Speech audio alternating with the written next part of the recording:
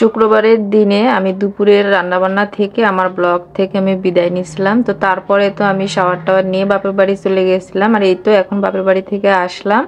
তো তারপর থেকে এই ব্লগটা শুরু করছি। তো বাবার বাসার গাছে 2টা পেঁপে নিয়ে আসছি, যেহেতু আমরা রেগুলার পেঁপে খাই। আর হচ্ছে এখানে কিছু খাবার দিয়ে দিয়েছে, যেহেতু শীতের প্রথম এখন আর বাপের বাড়ি গেছি, তো ওই খেজুর গুড়ের হচ্ছে পায়েস আর পিঠা দিছে, তো দুধে ভেজানো চিতই পিঠা। তো আমরা তো এটাকে ক্ষীর বলি, খেজুরের গুড়ের ক্ষীর। ওই যে নতুন যে জমির প্রথম চালটা ওঠে না, ওই চাল দিয়ে খেজুর গুড় দিয়ে, দুধ তো অবশ্যই দিবে, বা আর হচ্ছে নারিকেল দিয়ে এটা রান্না করা হয়। আর এই ক্ষীর কিন্তু আগেকার মানুষ যখন যারা কৃষক ছিল, চাষাবাদ করতো, তো জমিতে কাজ করার জন্য কিন্তু পাট কিষান নিত, তো তাদেরকে কিন্তু এই খেজুর গুড়ের ক্ষীর দেওয়া হতো প্রথম। তো সেইটা কিন্তু আমাদের বাসায় এখনো আছে। তো আমি কিন্তু গেলাম বিকেলবেলা, আর হচ্ছে আমি যাওয়ার পরেই আবার এগুলো সব রান্না বান্না করে আমাকে বক্সে দিয়েছে। আমি তো খেয়ে আসছি, আর সুমাইয়ার বাবা তো আর যায়নি, ওর জন্য হচ্ছে গরুর মাংস দিছে। যেহেতু সবগুলাই গরম, ওই জন্য ভাবলাম এগুলার হচ্ছে ঢাকনা খুলে রাখি। তো গরু মাংসটা ঢাকনা দিয়ে রাখবো, আর এগুলো হচ্ছে একটু ঠান্ডা করে ফ্রিজে রাখবো। তো পিঠা, ক্ষীর, পায়েস যেটাই বলেন, এগুলো আমাদের ঠান্ডা ঠান্ডা খেতেই ভালো লাগে। তো প্রথম আমি এগুলো না তেমন একটা রান্না করি না, আমার বাচ্চারা তো দুধের কোনো জিনিস খায় না, সেই জন্য। Good morning everyone, welcome back to my channel. পরের দিন সকাল থেকে আবারও ব্লগ শুরু করলাম। আমার মিষ্টি কুমড়া গাছের ফুল ফুল তো অনেক আসতেছে, কিন্তু ফল এখনো আসতেছে না। আর এই ঝালটা দেখলাম একদম হচ্ছে পুরাট হয়ে গেছে, তো ভাবলাম ঝাল দুটা তুলে নিই, মুড়ি মাখিয়ে খেতে তো বেশ ভালো লাগে এরকম গাছের টাটকা ঝাল দিয়ে। তো খুব ভাল লাগে নিজের গাছের যখন সবজি নিজের হাতে উঠাই, এর একটা আলাদাই অনুভূতি থাকে। তো এটা শনিবারের ব্লগ, আর শনিবারে আমি বাজার করি। রান্না বান্নার তেমন একটা ঝামেলা নাই, মানে গত দিনের মুরগির মাংস আছে, গরু মাংস আছে, তো একটু সবজি রান্না করব আর ভাত করব। এই জন্য শনিবারের দিন দোকানে যেহেতু আমাদের খাবার টাবার হচ্ছে পাঠাতে হয় না, ওই জন্য শনিবারের দিনে আমি বাজার করি। এগুলা হচ্ছে দেশি কই মাছ, এই মাছটা যে কি ভালো ছিল। অনেক দিন পর এরকম দেশি কই মাছ খেলাম, একদম মানে কি বলবো, অনেক স্বাদ। ছোটবেলায় যেরকম খেতাম ওই রকম। আগে তো সবকিছুর ভালো ছিল, কোনো ফিট টিট খাওয়ানো ছিল না মাছের। আর এগুলো হচ্ছে মলা মাছ, তোমার বাবা হচ্ছে ছোট মাছ খেতে অনেক পছন্দ করে, কিন্তু এগুলো কাটতে গেলে অনেক সমস্যা। কই মাছ যতই ভালোভাবে কাটেন, হাতে কাটা ফুটবেই। তো মাছ মুরগি সব ধুয়ে টুয়ে নিয়ে আবার ক্যামেরা অন করলাম, আর এই তো আমি ছোট ছোট বক্সে রেখে দিচ্ছি। যেই মাছগুলা হচ্ছে সুমার বাবা খেতে পছন্দ করে, ওগুলা ছোট ছোট করে এই বক্সে রাখি, ওগুলা শুধু তার জন্য, কারণ এত ছোট মাছ কাটা যায় না। আর বড় মাছ হচ্ছে আমাদের জন্য। তো যাই হোক, এখানে মুরগি নিয়ে আসছি, একটা হচ্ছে পাকিস্তানি মুরগি আর একটা হচ্ছে ব্রয়লার মুরগি। তো ব্রয়লার মুরগিটা 2টা বক্স করছি, আর ব্রয়লার মুরগি কিনলে বড়ই কিনি, তা না হলে ভালো লাগে না খেতে। আর পাকিস্তানি মুরগি, তো এগুলো কিন্তু 1 সপ্তাহের বাজার, তারপরেও কিন্তু 7 দিন পর দেখা যাবে আমার কিছু মাছ বেঁচেই যাবে। তো সেই মাছ বাঁচানো টাকাটা কিন্তু থাকবে, পরবর্তীতে হয়তো ওই টাকাটা আমি রেখে দিব আর সেই মাছটা খাওয়াবো। আসলে যখন নিজের হাতে বাজার করলে হয় কি, কিছু হলেও টাকা পয়সা কিন্তু নিজের হাতে থাকে। এখন জিনিসের অনেক দাম হইলেও, তো মাঝখানে তো আমি পারতেছিলাম না কভার দিতে, এখন আবার হচ্ছে সব ঠিকঠাক হয়ে গেছে। আসলে মানুষ অভ্যাস করলেই অভ্যাসটা মানে হয়। আর মাছের দাম দেখতেছি মাছ হিসেবে একটু কমই ছিল, তো তারপর আর ক্যামেরা অন করিনি, ওই যে আজকে সবজি ভাত করছি। এটা হচ্ছে বিকেলবেলা আমি একটু নার্সারিতে গিয়েছিলাম, ভাবলাম শীত আসছে আর আমার ছাদে কোনো ফুল গাছ নাই, মনটা ভালোই লাগে না ছাদে আসলে ফুল গাছ ছাড়া দেখতে। তো এখানে গাঁদা ফুলের গাছ আর হচ্ছে হাইব্রিড যে নয়নতারা, ওগুলো আমার অনেক দিন থেকে নেওয়ার ইচ্ছা ছিল। তো নার্সারিতে গিয়েছিলাম গোলাপ ফুলের গাছ কিনতে, কিন্তু একটাও গোলাপ ফুলের গাছ ছিল না। তো হাইব্রিড যে নয়নতারাটা সেটা পাইছি, সেটা তো পেয়ে আমি অনেক খুশি, তো কিনে নিয়ে আসলাম। আর ওই যে বললাম না যে হচ্ছে বাজার খরচ করলে হাতে কিছু টাকা বাঁচে, আর সেই টাকাগুলো কিন্তু আমি একটু একটু করে জমিয়ে হচ্ছে মাসের শেষে কিছু কেনাকাটা করি। তো এবার মাসেও মানে কিছু কেনাকাটা করছি, পরবর্তী ব্লগে আপনাদের সঙ্গে শেয়ার করব।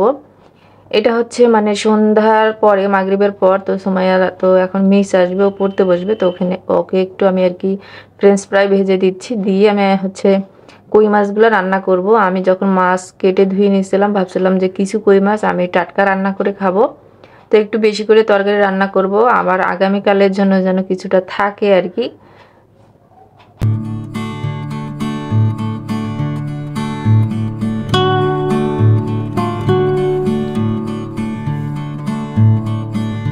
দ্রব্যমূল্যের দাম মানে আবারও বাড়ছে, তেলের দাম কিন্তু আবারও বেড়ে গেল।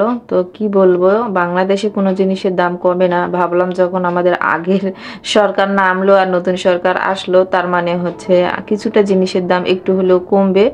তো কোথায় কি কোনো কমা নাম নাই, শুধু বাড়তেই থাকে। কিছু বলার নাই আসলে এটা নিয়ে, এটা যতই বলি এটা নিয়ে কোনো সংস্কার হবে না বাংলাদেশে। যাই হোক, এখানে হচ্ছে আমি কই মাছগুলো আজকে ভাজিনি, এখানে হচ্ছে এটাকে কি বলে মশলার সঙ্গে কষিয়ে নিচ্ছি, নিয়ে তুলে নিব। নিয়ে এই মশলাটাতে হচ্ছে মূলা আর আলু বেগুন দিয়ে আমি হচ্ছে মাছের ঝোল করব। শীতের সময় যেই তরকারি খাই সবজির কথাই শুধু মাথায় আসে, শীতের সবজি খেতে কি যে ভালো লাগে। তো যাই হোক, আর পালং শাক ধনিয়া পাতা দিয়ে সুন্দর মতো একটা মাছের ঝোল বানিয়ে নিব। আগেকার শীতের দিনে করতো কি আমার আম্মা, হচ্ছে মানে এরকম সবজি মাছ রাত্রে রান্না করে রাখতো, পরের দিন খেতে এত মজা লাগতো আমার। ওই স্বাদটা এখনো মুখে লেগে থাকে। তো শীত আসলেই আমি আমার জন্য এরকম একটা তরকারি রাত্রে রান্না করে রাখি, দেখা যায় পরের দিন ওটা আমি খাই। আর সুমার বাবাকে আবার কালকে রান্না করে দিব ওর পছন্দের কোনো জিনিস একটা। মাছটা কষিয়ে তুলে নিলাম, নিয়ে এখানে হচ্ছে মূলা আলু বেগুন দিয়ে ভালো মতো কষিয়ে পানি দিয়ে দিব। এরপরে হচ্ছে পালং শাকটা দিয়ে ঢাকনা দিয়ে দিব।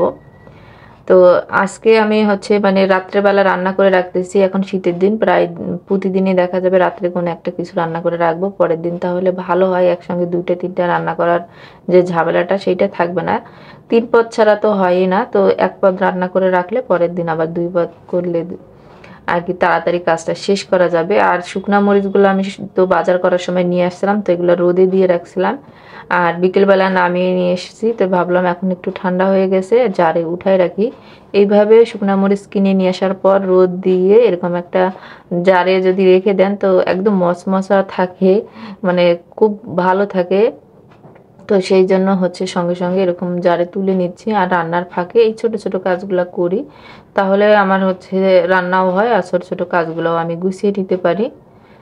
তো এইভাবেই বুদ্ধি করে সংসার চালাই। আর এত বুদ্ধি করে সংসার চালাই দেখে কিন্তু মাসের শেষে কখনো অভাব আসে না, বরং 2-4টা টাকা আরো সঞ্চয় করানো যায়। আমি মাছ রান্না করার সময় মশলা বেটে নিয়েছিলাম, তো ব্লেন্ডারটা এখন ভালো করে মুছে রেখে দিব। তো রান্নাঘরটা আমার কাছে মানে মনে হয় যে যত দিন যাচ্ছে ততই ছোট মনে হচ্ছে, যেহেতু জিনিসপত্র বেশি হচ্ছে। তো যখন জিনিস বেশি হয় তখন যে কোনো জায়গায় কিন্তু ছোট মনে হয়, আর এগুলো পরিষ্কার করে গুছিয়ে রাখারও একটা ব্যাপার থাকে। তো এই জন্য আমার সংসারের কাজ মনে হয় যে আমার কাছে একটু বেশিই লাগে। তো যাই হোক, সংসার ভালোবাসি, রান্নাঘরটাকে ভালোবাসি, এই জন্য সবসময় এরকম পরিপাটি করে গুছিয়ে রাখতে পারি। আমার ইচ্ছা আছে এই কর্নারটাতে একটা ক্যাবিনেট করব, ছোট্ট করে কিউট করে হচ্ছে ওখানে এগুলো গুছিয়ে রাখবো, এতে করে স্পেসটা ভালো হবে। আর ক্লিনিংটাও একটু 1-2 দিন পর পর করলেও চলে। আর এরকম খোলামেলা জায়গায় থাকলে পরিষ্কার একটু বেশি করা লাগে আর কি।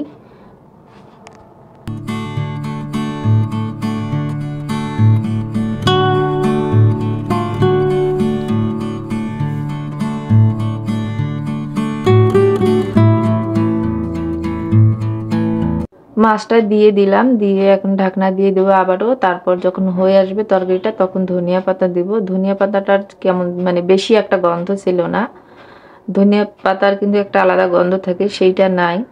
তো ওই জানি না এগুলো হচ্ছে মানে কি দিয়ে এরা চাষ করে, আগে একটু ধনিয়া পাতা দিলে খুব সুন্দর গন্ধ বের হতো, সেইটা নাই। তো যাই হোক, পরে আমি ভাবছিলাম ধনিয়া পাতার যে একটা স্মেল ওটা খুব ভালো লাগে, ওইটা আর পাওয়া যায়নি।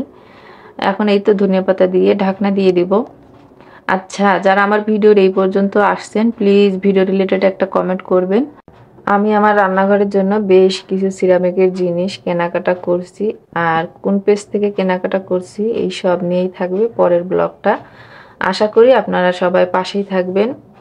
এখন হচ্ছে রাত্রিবেলা, তো রাত্রেবেলা সুমাইয়ের বাবা আসার সময় কিন্তু দেখা যায় প্রত্যেক দিনই কোনো না কোনো কিছু একটু হলেও কেনাকাটা করার থাকে, তো সেগুলো নিয়ে আসছিল। তো এখন বেশ 10:30টার মতো বাজে, আমরা রাত্রে খাওয়া দাওয়া সেরে ফেলেছি। তো ভাবলাম যে এখন বাজারগুলো গুছিয়ে নেই। তো কলা নিয়ে আসছে, আর হচ্ছে এখানে মনে হয় কমলা নিয়ে আসছে, আর আঙ্গুর নিয়ে এসেছিল। তো আঙ্গুর নিয়ে আসার সঙ্গে সঙ্গেই তো সুমাইয়া আগেই বের করে খাইছে, আর আমি এখানে এখন এগুলো গুছিয়ে নিব। আমার বাচ্চারা আঙ্গুর ফলটা খুব পছন্দ করে, আর হচ্ছে লিচুর সময় লিচুটা অনেক পছন্দ করে, যখনই নিয়ে আসে হাত থেকে নিয়েই মানে ওরা খাওয়া শুরু করে দেয়।